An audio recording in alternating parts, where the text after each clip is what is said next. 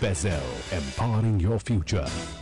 National wall painting के final मुकाबले में लकी, पप्पू और छुटकाऊ ने हिस्सा लिया। जहां लकी ने चौक मिट्टी, पप्पू ने पीओपी, वहीं छुटकाऊ ने जेके वॉल पुट्टी का बेस बनाया और कम पेंट का इस्तेमाल करते हुए दीवार को सबसे स्मूथ और खूबसूरत फिनिश दिया और ये प्रतियोगिता जीत। व्हाइट सीमेंट वाली JK wall putty is the best. सीलन से भी पपड़ी का कोई चांस नहीं होता, दीवारें बोल उठेंगी।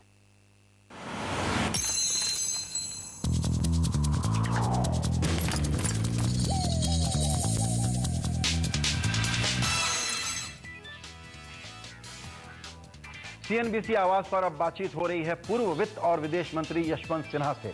सिन्हा साहब, वक्त निकालने के लिए आपका बहुत धन्यवाद। पहला सवाल मेरा आपसे यही है कि आज प्रणब बाबू ने जो बजट पेश किया है वो एक प्रकार का कन्फेशन है हेल्पलेस होने का, कि मैं लाचार हूं, मैं कुछ नहीं कर सकता। तो हम लोग क्या आलोचना करें वित्त मंत्री के इस बजट की? यही तो बड़ी मुश्किल है, क्योंकि प्रणब बाबू एक बहुत अच्छे इंसान हैं। हम लोग सब उनसे बहुत उम्मीदें लगाए बैठे थे। हम लोगों ने सोचा था कि जो आर्थिक क्षेत्र में चुनौतियां हैं उनका वो आगे बढ़ के और डट कर मुकाबला करेंगे, लेकिन उनके बजट को सुनने के बाद ऐसा लगा जैसे जो दिनेश त्रिवेदी के साथ हुआ वही हाल उनका न हो जाए। इसलिए उन्होंने एक बहुत ही घिसा पिटा बजट प्रस्तुत किया है, जिसमें कहीं कोई फोकस नज़र नहीं आ रहा है, जिसमें कोई बड़ा आइडिया नहीं है, जिसमें कोई बड़ा पिक्चर नहीं है, और जो चुनौतियां हैं उसका दूर दूर तक मुकाबला करने में ये बजट सफल नहीं होगा। सर, यशवंत सिन्हा साहब, प्रणब बाबू से आज मैंने यही सवाल पूछा। उन्होंने कहा कि जो कंसेंसस बनाने की मजबूरियां हैं, जब तक वो न बन जाए तब तक मैं क्या कर सकता हूं। तो ये जो गठजोड़ के साथियों की मजबूरी है, इसको वो एक तरीके से स्वीकार कर रहे हैं। वो कह रहे हैं कि जब तक मैं कंसेंसस नहीं बनाऊंगा मैं ऐसा कोई कदम नहीं उठा सकता। तो एक तो फेयर पॉइंट है उनका ये।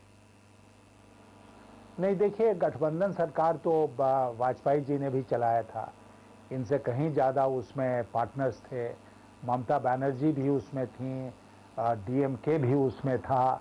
फिर भी अगर आप ट्रैक रिकॉर्ड उठाकर देखें कि हम लोगों ने कितने आर्थिक सुधार किए और आज अचानक क्या कुछ बदल गया। बदला यही है कि अटल जी का एक व्यक्तित्व था जो मनमोहन सिंह जी का दुर्भाग्य से नहीं है। अटल जी देश के नेता माने जाते थे, मनमोहन सिंह जी अपने दल के भी नेता नहीं हैं। तो इन सब बातों का असर पड़ता है, और जब केंद्र कमज़ोर होगा तो जाहिर है कि सूबे जो हैं वो और अधिक ताकतवर होंगे।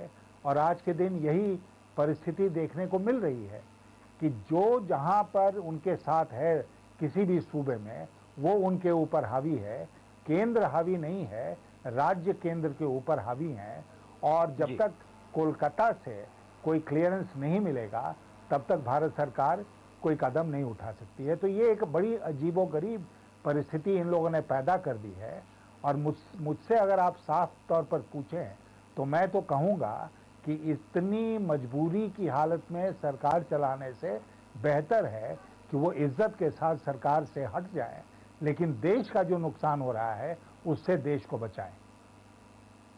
जी सिन्हा साहब, आज मैंने उनसे यह भी पूछा कि आपने डीटीसी और जीएसटी के बारे में बात कही, रिफॉर्म का कोई बड़ा कदम नहीं उठाया। मान लीजिए जहां कंसेंसस नहीं हो रहा है, लेकिन जीएसटी में और डीटीसी में आप ज्यादा कदम उठा सकते थे। उसमें भी उनका यही तर्क था कि यहां भी कंसेंसस की जरूरत है। इस मामले से चूंकि आप बहुत नजदीक से जुड़े हुए हैं, तो आपको लगता है कि उनका यह आर्गुमेंट वैलिड है कि इससे ज्यादा आगे वो प्रगति नहीं कर सकते थे जीएसटी के मोर्चे पर और डीटीसी के मोर्चे पर?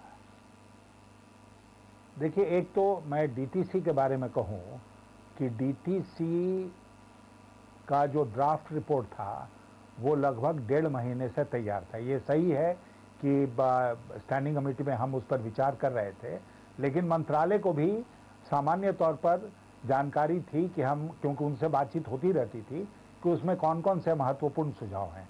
इसलिए जब अपना वो रेवेन्यू बजट बना रहे थे तो उसमें से बहुत सारे आइडियाज़ को वो इस बजट में इम्प्लीमेंट कर सकते थे। उन्होंने ऐसा नहीं किया है। और आज भी डीटीसी के बारे में मैं इतना ही कहूँगा कि हम लोगों ने अपनी रिपोर्ट दे दी है। सरकार अगर तेज़ी के साथ काम करे तो मानसून सत्र में डीटीसी बिल को पास कराया जा सकता है।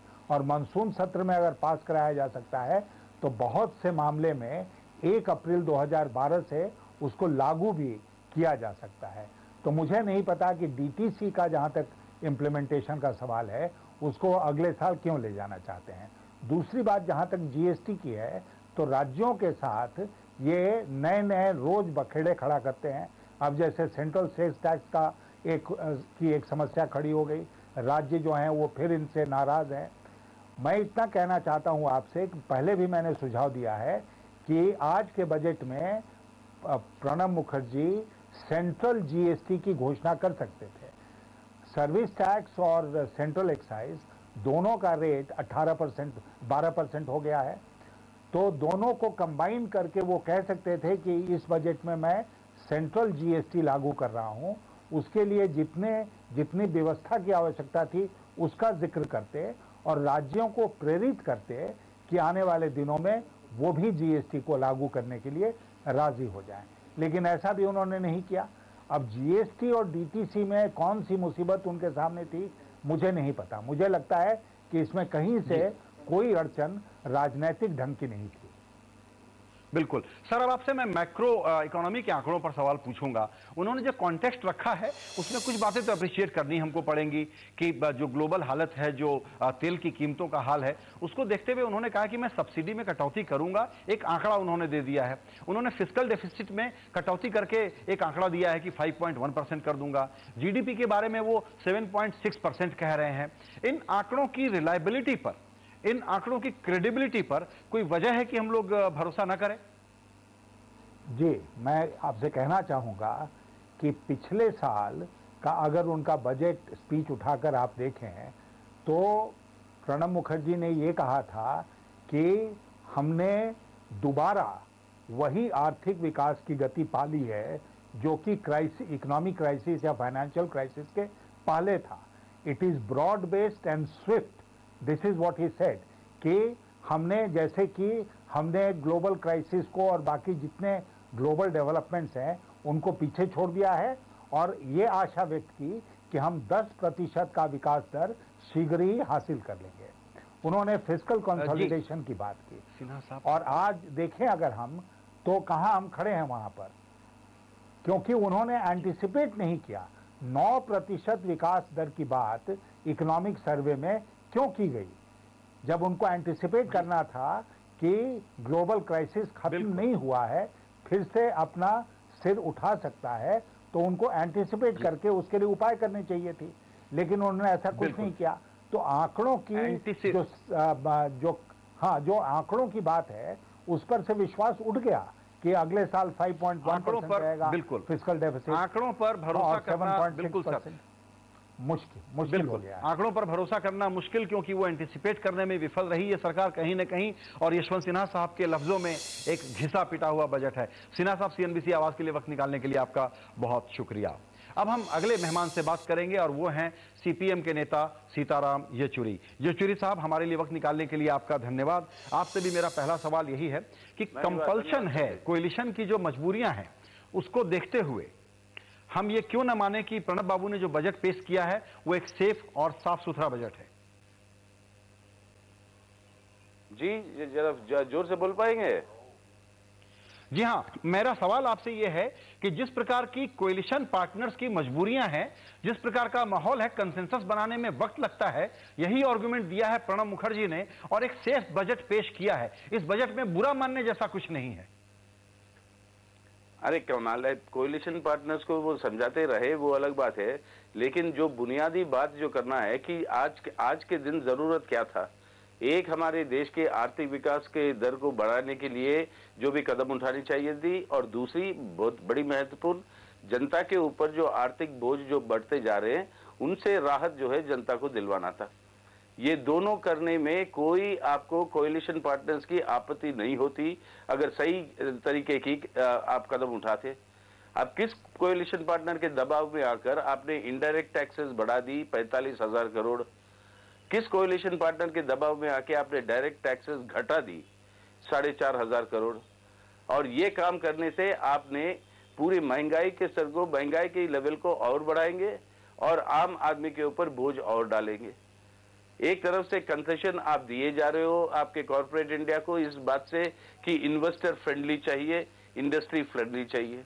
अरे इंडस्ट्री फ्रेंडली तभी होगा जब देश के लोगों के हाथ में खरीदने की क्षमता तो हो।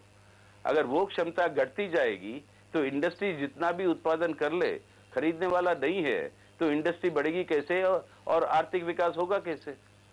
ये है सबसे बड़ी जो आज ये जो नक्शा जो पेश किया गया इस बजट में, सबसे बड़ी खामी अगर है तो वो इस बात की है कि लोगों के अंदर खरीदने की क्षमता को बढ़ाने की जगह और घटाती है। उससे इकोनॉमी को नुकसान है, अब इंडस्ट्री को नुकसान है और लोगों के ऊपर आर्थिक बोझ और बढ़ते जाएंगे।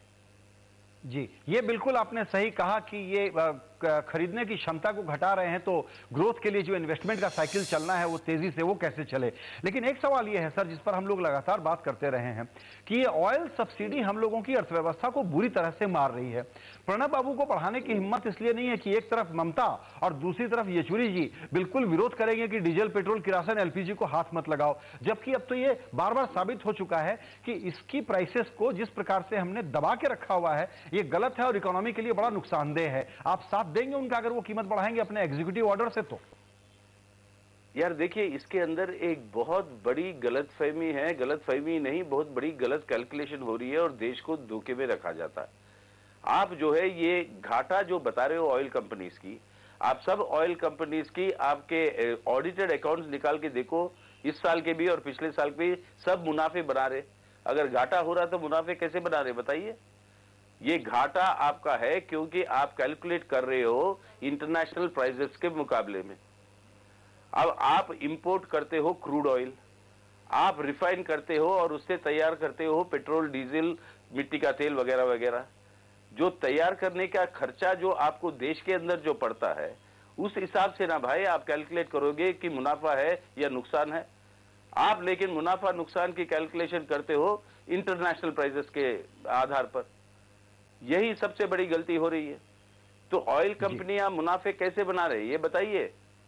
तो आज ये सब्सिडी की बात जो हो रही है, इससे ये एक बहुत ही गलत तरीके की प्रचार के आधार पर ये बात हो रही है। और दूसरी बात, एक बात बताइए आप हमें, पिछले एक साल में आपने 5,28,000 करोड़ रुपए की टैक्स की राहत दी। 5,28,000 करोड़ रुपए, ये प्रणब मुखर्जी साहब के दस्तावेज खुद बताते। दूसरी ओर से आप कहते हो हमारा घाटा है, फिस्कल डेफिसिट है 5,21,000 करोड़, और इस घाटे को कम करने के लिए सब्सिडी कम करो। अगर ये कंसेशन ना देते आप तो आपके पास घाटा ही नहीं, 8,000 करोड़ रुपए का मुनाफा है। तो आप अमीरों को कंसेशन दो, देश के अंदर घाटा ले आओ और वो बोझ जो है गरीबों पे डालो। ये कोई मतलब हुआ? येचुरी साहब जी, एक और सवाल है जिस पर आप काफी नजर रखते हैं और बड़ा चर्चा है ब्लैक मनी के बारे में। आज उन्होंने बड़े पैराग्राफ में बोला है कि ब्लैक मनी के बारे में देखिए हमने कितने सारे एक्सचेंज एग्रीमेंट साइन कर लिए, कितने लोगों से डबल टैक्सेशन अवॉइडेंस की ट्रीटीज साइन कर ली, और हम जल्दी एक व्हाइट पेपर लाएंगे। ब्लैक मनी के मामले पर अटैक के लिए, बाहर पड़े हुए पैसे को वापस लाने के लिए प्रणब बाबू ने जो कहा है उसमें आप कितनी क्रेडिबिलिटी पाते हैं? भाई देखिए, ब्लैक मनी के मामले में आज की बात नहीं, जब से हिंदुस्तान आजाद हुआ लड़ते रहे हैं और आज तक सच्चाई सामने नहीं आई। अगर उसको लाना है तो एक ही तरीका है, जो भी सूची आपके पास है कि किसने विदेशी बैंकों में कितना जमा किया वो तो बाहर करो, वो तो संसद के सामने और देश के सामने लाओ, ताकि पता तो चले कि कौन कर रहा और कितने तादाद में हो रहा है। और एक बार ये पता चल जाता तब उस पर अंकुश लगाने की प्रयास जो है वो सफल होगी। लेकिन उसी बात को अगर छुपा के रखोगे आप, ये व्हाइट पेपर की बात कई सालों से हम सुनते आ रहे हैं, आज भी उन्होंने फिर से सुनाया। ये व्हाइट पेपर जब आएगी तब देखी जाएगी, लेकिन जैसे अमेरिका ने किया या बाकी देशों ने किया, उसी स्विस बैंकों के ऊपर उन्होंने दबाव डालकर अगर उनके देशवासियों के अकाउंट्स की डिटेल्स वो पा सकते हैं तो हमें समझ में नहीं आता हम क्यों नहीं पा सकते। और ये काम आज तक नहीं हो रहा। उन्होंने डबल टैक्सेशन अवॉइडेंस ट्रीटी वगैरह वगैरह उन सब की बातें की, लेकिन ये नहीं बताया कि क्या स्विस अथॉरिटीज से अनुमति पाई भारत कि वहां पर जितने अकाउंट्स है उनके बैंकों में उस अकाउंट्स की सूची हमें मिलेगी? नहीं। आज तक ये बात नहीं हुई। जब तक वो नहीं होगा, जानकारी की कमी की ये लड़ाई अधूरा रह जाए। जानकारी की कमी है और शायद व्हाइट पेपर में आप जो सवाल उठा रहे हैं उनका कोई जवाब मिले। येचुरी साहब, आपसे आखिरी एक सवाल है मेरा, 1 मिनट का वक्त है। वोडाफोन का मामला, उस पर भी आपकी नजर रही होगी। जिस प्रकार से 1962 तक, 1962 तक जाकर के रिट्रोस्पेक्ट में आप कंपनियों से पैसा वसूलना चाहोगे, सुप्रीम कोर्ट के एक फैसले के बाद आप बिजनेसेस को हिंदुस्तान में भी और बाहर और इंटरनेशनल बिजनेसेस को क्या संकेत दे रहे हैं? आपको लगता है कि ये बहुत ही रिट्रोग्रेड और रिग्रेसिव कदम उठाया है प्रणब बाबू ने? नहीं, ये बात तो, इसके अंदर कुछ बात तो है, मतलब इसके अंदर कोई जांच की जरूरत भी होगी और हम समझते हैं कि सही रास्ता यही होगा कि वो सुप्रीम कोर्ट का रास्ता ही सही होगा। उन्हीं को इस मामले के अंदर, उन्हीं लोगों ने तो इसके बारे में कुछ जांच कर राय दी, उन्हीं से ये पूछना चाहिए कि इस राय को दोबारा उसके बारे में सोचने की जरूरत है।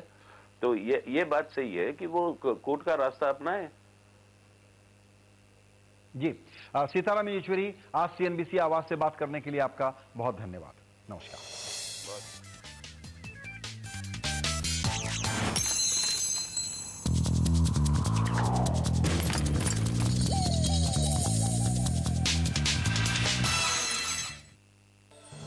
Presented by Aditya Birla Group, taking India to the world. Co-presented by Bhartiya State Bank, हर भारतीय का bank. In association with Binani Cement, सदियों के लिए.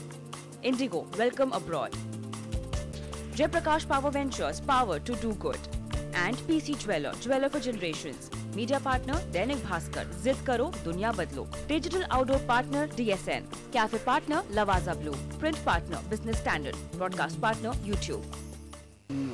गुड न्यूज सर, आज से आपको पेट्रोल पे 20% का डिस्काउंट मिलेगा। 20%? लॉटरी लगी तो मेरे बाकी के पैसे इंक्लूडेड डाले?